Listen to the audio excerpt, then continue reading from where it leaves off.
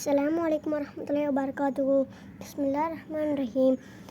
40 ஹதீஸ்களை மன்னம் செய்து இன்ஷா அல்லாஹ் இம்மேலும் மறுமையிலும் வெற்றி பெறுவோமாக. ஆமீன் ஆமீன் யா ரப்பில் ஆலமீன். பிஸ்மில்லாஹிர்ரஹ்மானிர்ரஹீம்.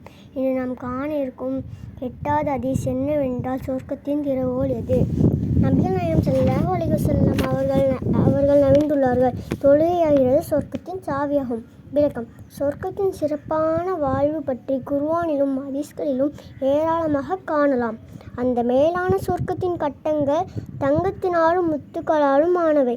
மேலும் முத்துக்கள், மரகதங்கள், வைடூரியங்கள், பொன் வைர வேலைப்பாடுகள், சிம்மாசனங்கள், பறக்கும் குதிரை, வகையான பட்டு உடைகள், பல வகையான வர்க்கங்கள், விதவிதமான ஆபரணங்கள், பாலாறு, தேனாறு, மது ஆறுகள், இன்னும் எத்தனையோ இன்பம் தரக்கூடிய காட்சி நிறைந்த அந்த சொர்க்கத்தை திறக்கக்கூடிய சாவிதான் தொழுகை. தொழுகை இல்லை என்றால் சொர்க்கத்தை திறக்க முடியாது, அடைய முடியாது. அஸ்ஸலாமு அலைக்கும் வரஹ்மத்துல்லாஹி வபரகாத்துஹு.